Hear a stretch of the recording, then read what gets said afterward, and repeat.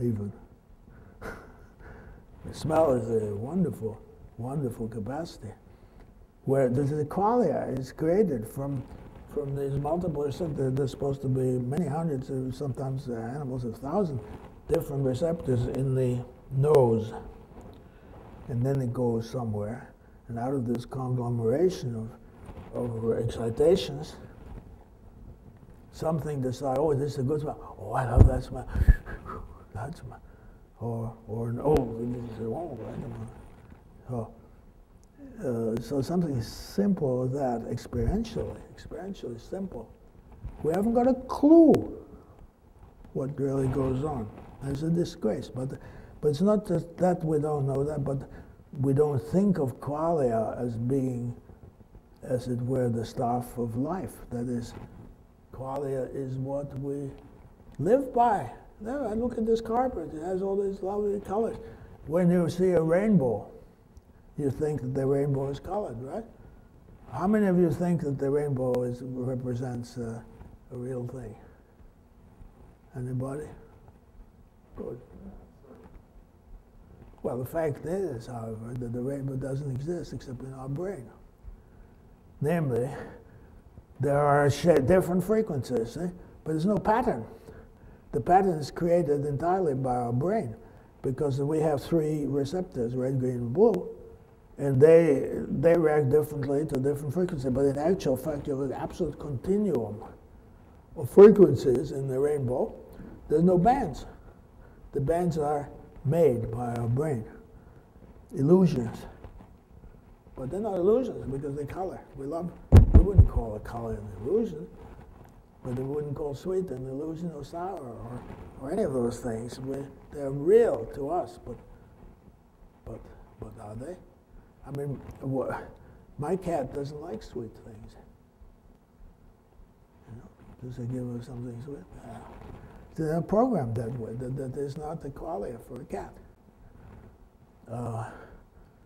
So all these things we have talked about today, they depend on qualia.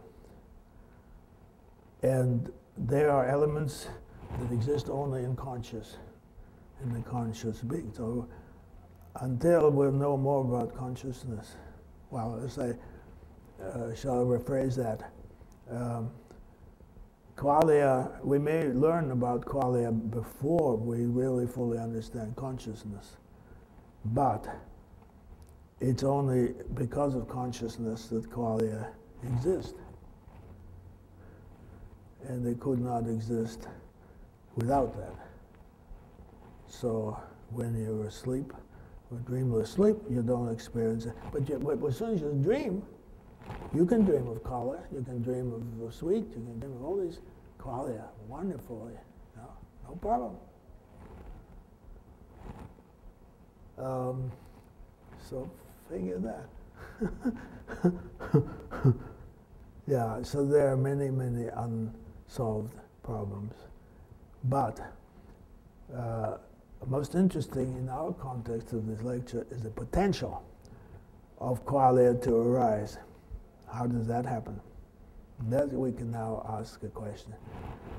And we can ask a series of new questions. See, the language has an enormous wisdom, because it seems to know what qualia are. Because say in taste, it scores correct 3 out of 4 times. The 4th time where it makes a mistake, it's salty because it relates it to an object. But the words sweet, bitter, sour are words that do not relate to objects, just like red, green, blue. These are words. But orange, say, we don't have a receptor for orange. We have a red, green, blue.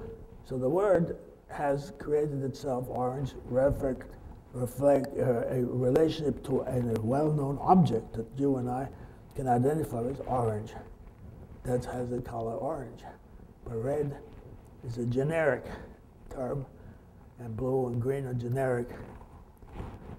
So that's a remarkable achievement. It's not only true in English. You'll see it's true in many languages. And that's an extraordinary ability, capacity.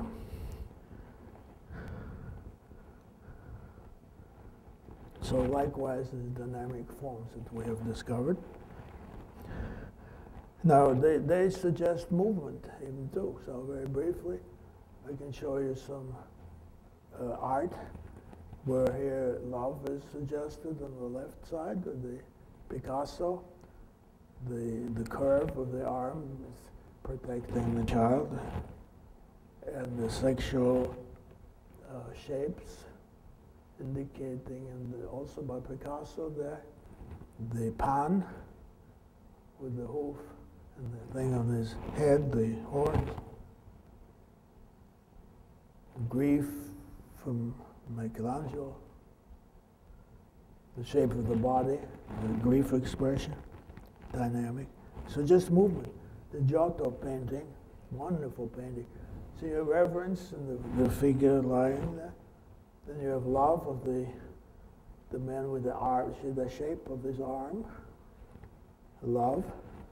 Can you see? I don't have the pointer here, but you can see on the left there the shape of the gesture of his arm. Then the little, see the size doesn't matter so much. The little animals there at the bottom, goats, I think they are sheep. The horns express joy there. And then you have on top the angels looking up. And this is an emotion that doesn't have a ready word for it, but you can see what it signifies. Then you have here a Goya painting Saturn devouring his children, very much a hate expression. Then you have Aboriginal Australian Aborigines expressing joy in their own way.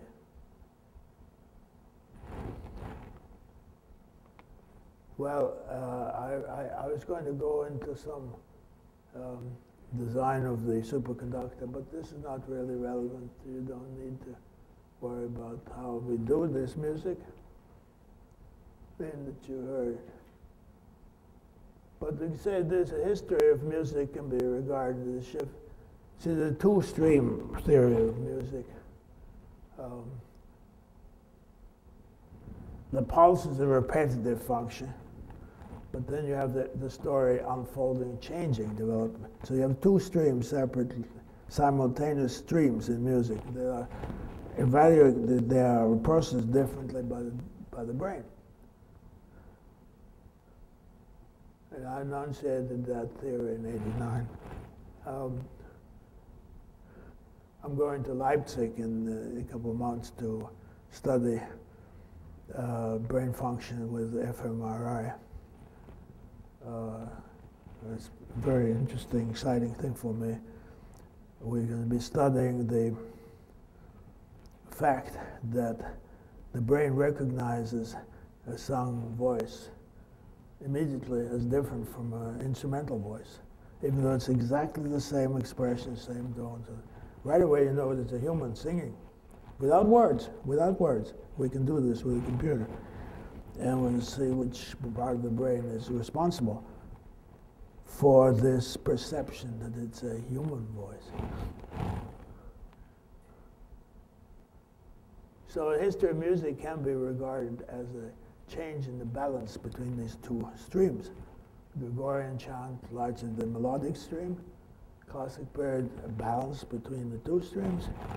Rock music, largely the stream of the repetitive pulse.